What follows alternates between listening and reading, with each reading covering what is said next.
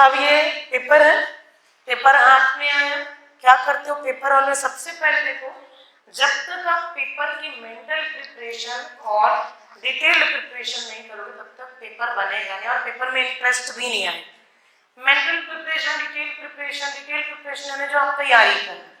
Mental preparation क्या होता है? जैसे स्कूल पे करते थे, वो चीज की हैबिट डालो। ये बोलने में बहुत बच्चों टाइप का लगता है, बट मैं भी अगर कभी पेपर देती हूँ तो मैं आज भी पेंसिल बॉक्स लेके जाती हूँ, क्योंकि मेरे को पता है कि वो पेंसिल बॉक्स में जो जो चीजें मेरे को रिक्वायर्ड है वो है, उसको देखूंगी तो एक लगेगा कि हाँ मैंने पेपर की तैयारी की है। एक दिन पहले बढ़िया कपड़ा उपड़ा प्रेस कर लो, ऐसे गरीबा टाइप का, मतलब जो बोलते हैं ना कि बीमार टाइप का बोलते हैं कि कैसे एकदम से पेपर देकर बीमार टाइप के आ गया। तो तैयारी अच्छी तो ठीक से जाओ ना, और नहीं भी है तो ठीक से जाने में कोई दिक्कत नहीं। ठीक, प्रेस कपड़े पहनो, आयरन कपड़े पहनो, भले ही पुराना वाला को पहनो, बट पहन के ठीक ठाक से जाओ ताकि आपको लगे कि भाई मैं तैयारी से आया। देखने वाले को लगना चाहिए सो उठ के नहीं आया, क्या किया, तैयार हो गया। तो पेंसिल बॉक्स में पेंसिल रख लेना, चौड़ा वाला इरेजर रख लेना, ब्रिक का एनालिसिस करने का काम आएगा। ठीक, आपका black ball point pen, ball point किसको बोलते हैं? जो इंक वाला नहीं होता, एक होता है इंक पेन, एक होता है बॉल पेन। तो बॉल पेन लेना, ब्लैक या ब्लू दोनों चलता है शायद पेपर में। ठीक, OMR की मार्किंग सही से करना। व्यापम के पेपर में दो चीजें रहती, एक होता है डेट ऑफ एग्जाम और दूसरा होता है डेट ऑफ बर्थ। और एग्जाम में बर्थ भर देते हो और बर्थ में एग्जाम भरते हो, अभी हुआ हूं मैं यहाँ पर। ठीक, तो ऐसा उल्टा जैसे ही किया तुरंत आप इन्विजिलेटर को बोलोगे और वो बोलेगा नहीं नहीं कुछ नहीं होता, व्हाइटनर लगा देंगे कर। उसको पता थोड़ी ना है कि आपको OMR चेक होगा कि नहीं, और उसी टाइम से फिर पैनिक क्रिएट हो जाएगा, पेपर पूरा बिगड़ जाएगा। समझ में आ रहा? तो एंट्रीज जब करते हैं तो आप लोग इंजीनियर हैं, आप लोग डिप्लोमा होल्डर से, पढ़े लिखे हो, 12वीं पास हो, तो पढ़ना उसको। छोटी छोटी चीजें, मैडम यहाँ पर क्या लिखूं, सर यहाँ पर क्या लिखूं, ये इस टाइप का बंद कर दो, ये हमको सूट नहीं करता। ठीक, टेक्निकल बैकग्राउंड को बिल्कुल सूट नहीं करता। तो आप उसमें पढ़ना, डेट ऑफ एग्जामिनेशन क्या लिखा है, सेंटर कोड आपको वहां के बोर्ड में लिखा रहता है। ठीक, हर चीज की एंट्री को सही से करना। एंट्री करते टाइम हड़बड़ाना या बातचीत तो ऐसे भी अलाउ नहीं रहता, हड़बड़ाना नहीं है। और जैसे ही एंट्री हो जाए, क्योंकि कई लोग का मैं देखती हूँ क्वेश्चन पेपर इतना भी एंट्री नहीं करते, 2 ही एंट्री करवाते हैं हम लोग। बट ये स्टूडेंट, इसका तनु का पेपर है, इसने एंट्री किया है, अपना नाम भी लिखा है, नीचे साइन भी किया है, तो आप लोग को लगता है कि question paper belongs to me, तो इसको भी नहीं भरते, भर लिया करो, प्रैक्टिस करवा रहे हैं ना आपको। ठीक, उसके बाद अगला पेपर होता है इंस्ट्रक्शन का। इसको कोई पढ़ा है आज तक? पढ़ा है कोई? नहीं पढ़े। अभी 6, 4, 10, 4, 14 पेपर दे दिए उसके सीधी का, कभी नहीं पढ़े। इसमें एक मैं लिख दूंगी चीटिंग इज अलाउड करके, ठीक, तो तब पढ़ोगे तुम। अब इसमें क्या है, एक बार इंस्ट्रक्शन को पढ़ लिया तो क्या होगा, आपको समझ में आ जाएगा कि क्या चीज है। पता तो है आपको कि एक क्वेश्चन का पॉजिटिव 1 मार्क है, नेगेटिव 1/4 है, बट हो सकता है कोई चीज ऐसी लिखी हो जो कि पेपर के दौरान मेरे को बेनिफिट मिले, या कोई यूनिट के बारे में कोई डिस्कशन, जैसे IAS के पेपर में लिखता है कि all units are in SI measurement या SI यूनिट, वैसे MKS ऐसा करके कुछ लिखा रहता है। तो ये लिखा टोटल क्वेश्चन है 100 मार्क्स है, कितना है 1/4 नेगेटिव मार्किंग 1 पॉजिटिव मार्किंग। ठीक, ये ऐसा करके लिख दिया। ये यहाँ पर लिखा है, देखो क्या लिखा है, encircle the bubble with black ball point pen, मतलब इसके हिसाब से मेरे को ब्लू वालों का पेपर चेक नहीं करना चाहिए, बट ये पता था कि किसी ने नहीं पढ़ा तो ब्लू वालों का भी चेक हो जाता है यहाँ पर। ठीक, इंस्ट्रक्शन को पढ़ेंगे। अब अगला देखो, जैसे ही आपने क्वेश्चन सॉल्व करना स्टार्ट किया, यहाँ तो मैंने पार्ट्स में दे दिया था, हो सकता है व्यापम भी पार्ट्स में दे दे, सेक्शन वाइज हो सकता है ना। जब बनाना शुरू किया तो फर्स्ट पार्ट में लिखा कि कंस्ट्रक्शन मटेरियल का क्वेश्चन। अब यहाँ पर पहला क्वेश्चन सबसे पहला पूछा कि soundness test of cement is used to determine, बहुत ही सिंपल सा क्वेश्चन था। अब जैसे ही साउंडनेस हम पढ़ते हैं तो फ्री लाइन चलते रहता है और दिख भी जाता है पहला ऑप्शन, अरे इतना इजी क्वेश्चन, और A मार्क करते हो किसमें, OMR, और उसके बाद तुरंत दिखने लगता है फ्री लाइन एंड मैग्नीशियम। किसी के साथ हुआ कल पेपर में, ये हुआ होगा, नहीं बता रहे हो। ठीक, तो आंसर क्या आएगा इसका, C। भाई इसके कारण भी है, बट इसके साथ ये भी तो कारण है ना। ठीक, तो जब भी आप आंसर हैंडलिंग करते हैं, ये मैं आज इसलिए बता रही हूँ, 2 दिन के बाद पेपर है, तो वो गलती मत करो जो in general human human nature के कारण हो जाता। ठीक, अब सेकंड बोला पोज़ोलाना, ये छोड़ दो, क्वेश्चन लोग को मैं नहीं ले रही हूँ, एक दो क्वेश्चन को देखते हैं। यहाँ पर क्या पूछा, which one of the following is not a type of motor. Paper के प्रेशर में अक्षरों में ये नॉट कई बार दिखता नहीं, लिखा क्लियर है, पेपर के प्रेशर में नॉट करेक्ट पूछा है कि इनकरेक्ट, ये नहीं दिखता। अब नॉट पूछा है, लाइम सुर्खी है, सीमेंट सैंड है, सीमेंट लाइम मोटार है, सीमेंट स्टोन चिप्स मोटार नहीं हो सकता, क्योंकि इस मोटार को अगर आप प्लास्टर में यूज करोगे तो झड़ जाएगा। ठीक, स्टोन चिप्स डालेंगे क्या मोटार, स्टोन चिप्स मतलब स्टोन को क्रश करके डाल दी, वो चीज यहाँ पर पॉसिबल नहीं। तो ऑप्शन एलिमिनेशन पे आप काम कर सकते हैं। ठीक, उसके बाद अब ये थोड़ा बड़ा टाइप का क्वेश्चन आ गया, इस पेपर में मैंने सारी वैरायटी डाली थी, वन लाइनर भी थे, न्यूमेरिकल भी था और थोड़े बड़े क्वेश्चन भी थे। ठीक, अब इसके बाद बात करते हैं, जैसे आपका रिफ्रैक्टरी बिट्स, ये भी आ गया है, मैकेनिक्स ऑफ सॉलिड मतलब strength of material. Strength of material में पूछा रेजिलियंस, रेजिलियंस क्या होता है, स्ट्रेन एनर्जी।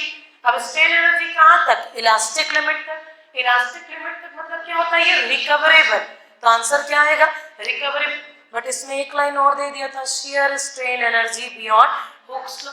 अब कई लोगों ने ये हुक्स लॉ को देखा, शियर स्ट्रेन एनर्जी कहाँ से है, मैंने शेयर पढ़ाया है क्या, नहीं पढ़ा, ये डायरेक्ट स्ट्रेन एनर्जी है, तो इसका आंसर आएगा बी।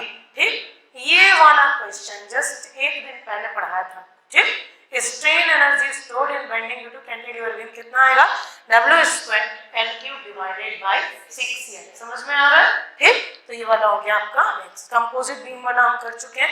डायग्राम्स, देखो डायग्राम्स डाल देता है तो डर लगने लगता है पेपर में, कई लोग कल हड़बड़ाए भी होंगे, हड़बड़ाना नहीं, डायग्राम दिया मतलब वो थ्योरी को क्या कर रहा है, सिंप्लीफाई कर रहा है। उसके बाद अब ये वाला डायग्राम दी, simply supported beam as shown in figure, एक लगा यूडीएल, एक लगा पॉइंट लोड। आगे पूछता क्या है, करस्पॉन्डिंग एसएफडी बीएमडी क्या है। अब आपको मान लो नहीं पता मतलब इंडिविजुअली तो पता था, कंबाइन का कैसे करूं, मैं तो पढ़ा ही नहीं हूं। ठीक, तो अब मैं पढ़ा ही नहीं हूं तो इसको करते हैं थोड़ा सा लॉजिक से बनाते हैं। अगर ये पूरा पॉइंट लोड होता तो एसएफडी तो ऐसा बनता, बट बीएमडी क्या बनता, ट्रायंगल, और या पूरा यूडीएल होता तो एसएफडी बनता लीनियर और बीएमडी बनता पैरेलल, तो ये तो मैच नहीं कर रहा। ठीक, सेकंड में आपका ये वाला कॉम्बिनेशन को देखो, ये लीनियर है तो ये लीनियर हो नहीं सकता, क्योंकि मैंने बताया है कि अगर एसएफडी लीनियर है तो बीएमडी कैसा होगा, पैराबोलिक, तो सेकंड ऑप्शन खत्म। इसमें भी वही चीज थी, सॉरी इसमें क्या था, ये दे दिया था सिर्फ पॉइंट लोड के कारण, तो ये वाला भी नहीं, तो आएगा कौन, तो आंसर आएगा आपका बी।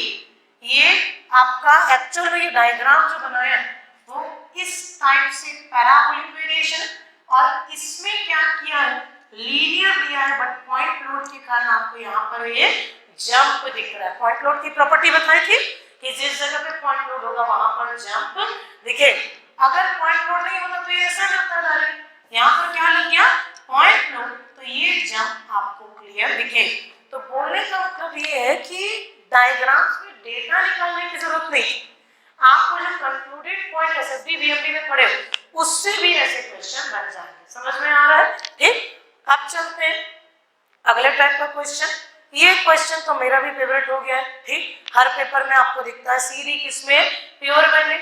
अब अगली बार एग्जामिनर जब उठाएगा तो सीडी नहीं पूछेगा, वो बोलेगा एसी और बीबी किसमें, तो एसी कौन सा स्पैन है, एसी क्या है, शेयर स्पैन, प्योर शेयर नहीं बोल रहे, कौन सा स्पैन है, शेयर स्पैन, जिसमें बेंडिंग भी है और शेयर भी। शेयर कैसा है, कांस्टेंट, और बेंडिंग कैसा करना है, लीनियरली वेरी करना है। ठीक, अब उसके बाद ये वाला, ये थ्योरी देखो, अब क्या किया, इसको मैंने पढ़ाया था, इसको पेपर देख रहे हैं आप लोग सोचते भी होंगे कि मैडम पढ़ाती है वन लाइनर और देती है ऐसा। ठीक, तो बोलती भी तो हूँ मैं, वन लाइनर को 5 बार बोलती हूँ ऐसा बना बना के। ठीक, तो उसी को क्या कर दिया, लिख दिया, क्या बोला, इन टू डायमेंशनल, बार बार 2D केस 3D केस पढ़ रहे थे, assume that the principal stress sigma 1 is greater than sigma, तो थ्योरी कौन सी है, मैक्सिमम शियर स्ट्रेस थ्योरम। तो इसका फॉर्मूला क्या निकलेगा, tau max is less than equal to क्या हो जाएगा आपका, टाउ बाय डिवाइडेड बाय 2।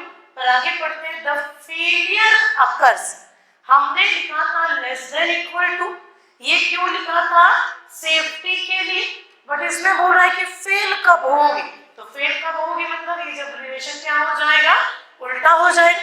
तो आंसर क्या इसका आएगा, सी। मैंने ट्विस्ट नहीं किया था, नहीं तो इसको बनाते टाइम एक ऑप्शन मेरा ऐसा बनाने का मन भी कर रहा था, sigma 1 minus sigma 2 by 2 less sigma 2 less than equal to sigma 1। तो आधे लोग इसको लगाए रहे, फेलियर बोला तो ये आंसर, सेफ्टी बोला तो ये आंसर। समझ में आ रहा, हमने पढ़ा है सेफ्टी, पूछा क्या यहाँ पर, फेलियर। तो इस टाइप से क्वेश्चन बनते हैं। अब उसके बाद और भी ये देखो फॉर्मूला आपको बताया था, स्प्रिंग से फॉर्मूला वाला क्वेश्चन पूछता है, बना के नहीं इसमें क्वेश्चन, एक ही रेखा था 64 वाला, 64 PR cube and divided by GD की पावर 4। मैंने सिर्फ नोटेशन चेंज कर दिया था, W को क्या लिख दिया, P को क्या लिख दिया W, G जो रहता है उसको क्या लिख दिया N, और ये क्या है नंबर ऑफ आपके कॉइन्स। ठीक, उसके बाद स्ट्रक्चर के क्वेश्चन थे आपका, ये वाला पार्ट था। उसके बाद RCC का क्वेश्चन, RCC की क्वेश्चन में कंप्रेशन टेंशन रेनफोर्समेंट की मैक्सिमम वैल्यू पूछा, कितना होता है 4% ऑफ BD। कई लोग ये लगा है कल टेस्ट OMR में, कई लोग ये लगा 4% होता है बॉस, तो 4% को क्या लिखोगे, 4 डिवाइडेड बाय 100 0.04 BD बताया ना, कैपिटल डी, तो क्या है आंसर इसका बी। कई लोग कंप्रेशन देख के कॉलम बना के ये लगाए, कई लोग 4% ये लगाए, तो कुछ भी लगाओ तो टीचर क्या करेगा, आपको थोड़ा सोचना पड़ेगा ना, पॉज टाइम दो, आधा मिनट पॉज टाइम दो, पेपर कहाँ भाग रहा है आपका। ठीक, ज्यादा पॉज टाइम नहीं दे सकते, बट एक जस्टिफाइड आपको देना पड़ेगा। उसके बाद फिर ये वाला पूछ लिया कि side face reinforcement provided when the depth of web is exceed. अगर टॉर्शन दिया रहता तो कितना आता, 450। अगर टॉर्शन नहीं दिया है इसमें तो कितना आएगा, 750। ठीक, और प्री स्ट्रेस में कितना बताया, 500 बताया क्या, प्री स्ट्रेस का 500। ठीक, श्रिंकेज का पार्ट हो गया। यहाँ पर ये देखो, जब मेरे को क्वेश्चन कम मिल रहा था तो मैंने ऐसा मैच मेकिंग दिया, ताकि मैच मेकिंग में मेरे 4 क्वेश्चन एक साथ कवर हो जाए। अब चलते हैं आगे के पार्ट में। आगे के पार्ट में आपका ये वाला पार्ट, कॉलम में RCC के केस में हमने पढ़ा, मैंने सिर्फ नोटेशन कर चेंज कर दिया, बीटा की बी की जगह क्या लिख दिया, बीटा। अब आंसर में देखो, ये 200 200, ये 2000 2000, और बाकी किसी ऑप्शन में बी नहीं दिया। फंक्शन किसका होता है, एक डेप्थ का और दूसरा वेट का, आंसर आएगा ये। इसको भी कई लोग गलत बनाए, इसीलिए दिखा रहे हो, जहां पर मेरे को गलती ज्यादा लगी उन क्वेश्चंस को दिखा रहा हूँ। पर्ट CPM का वेरिएशंस मैंने बता दिया था, कहाँ पर क्या वेरिएशन होता है, और उसमें से कठिन क्वेश्चन दिया भी नहीं। पर्ट CPM पूरा अटेम्प्टेबल क्वेश्चन था, ये कुछ दिन पहले हम पढ़ रहे थे, ये एस्टिमेट वगैरह के बारे में। ठीक, ये वैल्यूज आपको, सॉरी ये फॉर्मूला और नाम लिखवाया था, क्यूबिकल कंटेंट ऑफ बिल्डिंग, तो बिल्डिंग का कोई भी डायमेंशन किसमें लिखते हैं, LBH पे। ठीक, अब उसके बाद सर्वे का पार्ट, सर्वे का पार्ट क्या बोला, the curvature of earth surface is taken into account if the extent of survey is more than कितना आएगा, 260 किलोमीटर स्क्वायर। ये पढ़ाया सर में, पहले दिन पढ़ते हैं। every 20 metre chain should be accurate to ground, मतलब ये क्या पूछ रहा है, उसका टॉलरेंस पूछ रहा है। टॉलरेंस लिखवा है 20 मीटर चेन का +-5 और 30 मीटर चेन का +-1, क्या आएगा इसमें, +-5। अब जैसे ही थोड़ा ट्विस्ट कर देता है, कितना एक्यूरेट होना चाहिए, हड़बड़ा जाते हो कि क्या है, तो एक्यूरेसी डिपेंड करेगा कि टॉलरेंस कितना, तो टॉलरेंस कितना आ गया आपका 5। ठीक, अब उसके बाद नेक्स्ट चलते हैं, the type of survey in which curvature of earth is, क्या लिखा है, नॉट टेकन। कई लोग ये लगाए जियोडेटिक, क्यों लगाए हो, कर्वेचर देख के खुश हो जाते हो, पूछा क्या है, नॉट पूछा है ना, तो नॉट पूछा तो किसमें नहीं रहते, प्लेन में नहीं रहते, हालांकि प्रीलिमिनरी में भी नहीं रहते, कई जगह टोपोग्राफिकल में नहीं रहते, बट 2 पॉइंट क्लासिफिकेशन की बात करो तो एक जिसमें कर्व लिया दैट इज जियोडेटिक, एक जिसमें कर्व नहीं लिया वो क्या आया, प्लेइंग साइलेंट। समझ में आ रहा है? ठीक, तो इस टाइप से आपको धीरे धीरे अटेम्प्ट करते जाना है। उसके बाद ये अगला क्वेश्चन आ गया फ्रेंड्स स्टाफ का। इसमें मिस्टेक था आंसर की मार्किंग पे। ठीक, इसमें मिस्टेक था, ये इसका आंसर आ जाएगा 220 डिग्री 15 मिनट। करेक्शन मैंने अपलोड भी कर दिया था फेसबुक पेज पे। और इसमें आ जाएगा सम 57 डिग्री 45 मिनट। तो मेरे हिसाब से सबका ही सेम होगा, तो सबका 4-4 नंबर बढ़ा लो तो रैंक में कोई चेंज नहीं आएगा। ठीक, चलो अब आगे चलते हैं। अगला आया ये आपका नेक्स्ट आ गया किसका, जियोटेक का क्वेश्चन। जियोटेक के क्वेश्चन में भी थोड़ा 1-2 डिटेल वाला दिया था। फिर बात करते हैं आपका एनवायरमेंट। फ्री सेटलिंग का एग्जांपल आता है आपका डिस्क्रीट सेटलिंग, ये करेक्शन करवा दिया था। ठीक, इसमें एक अच्छा क्वेश्चन पूछा है आपका, इसमें एक अच्छा क्वेश्चन पूछा है।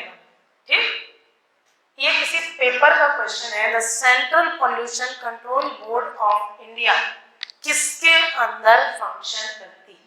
पहला लिखा science and technology, environment, forest and climate change, home affairs, earth science. Home affairs हो नहीं सकता, 2 में ऑप्शन आपको दिक्कत कर सकता है, बट क्योंकि ये बात कर दिया पॉल्यूशन की, pollution is directly related to environment. Environment के साथ किसको इफेक्ट करेगा, फॉरेस्ट को, और किसको चेंज करेगा, क्लाइमेट चेंज को, तो इस मिनिस्ट्री के अंदर होता। उसके बाद आपका ये सब क्वेश्चन तो इजी थे। इसमें कई स्टूडेंट मेरे को लिख के भेजे कि मैडम इसमें डबल मार्क्स करवाएगा, इसमें गलत लिख दिया हो, तो ये व्यापम ने भी आंसर लिया है और concept wise it is correct. Moving average curve, any cyclic trend. देखो अगर मैं सारे कर्व के पैटर्न को लूं तो साइक्लिक ट्रेंड सब में होता। साइक्लिक ट्रेंड मतलब एक सीजन के बाद दूसरा सीजन के बाद तीसरा सीजन, हम ग्राफ को कैरी फॉरवर्ड ही करते हैं। बट इसमें अगर एक का मेरे को स्पेसिफिक नाम लेना है कि ये क्या काम ही यही काम करता, तो आंसर आएगा मूविंग एवरेज कर्व। ठीक, तो ये आ गया इसका आंसर। एटमोमीटर पढ़ाया आपको, उसके बाद हाइड्रोलिक्स के बारे में बात किया, फिर लास्ट में आ गया आपका ये वाला part, a structure used to dam up a stream और a river over which water flows. एक स्ट्रक्चर जो डैम अप करने के लिए डैम बना नहीं सकते, बट हम चाहते हैं कि पानी थोड़ा देर क्या हो जाए, उठे, इकट्ठा होके उठे। डैम अप यानी इकट्ठा होके उठना। ठीक, और क्या रिवर पे बना जो क्या हो जाए उसके ऊपर से फ्लो होके चले, तो वो स्ट्रक्चर क्या कहलाता है, वेयर। ओरिफिस और नॉच इसमें नहीं आएगा। तो ये पेपर इजी, इसमें आपको सेक्शन हैंडलिंग बता दिया। अब आप 3 तारीख को पेपर अच्छे से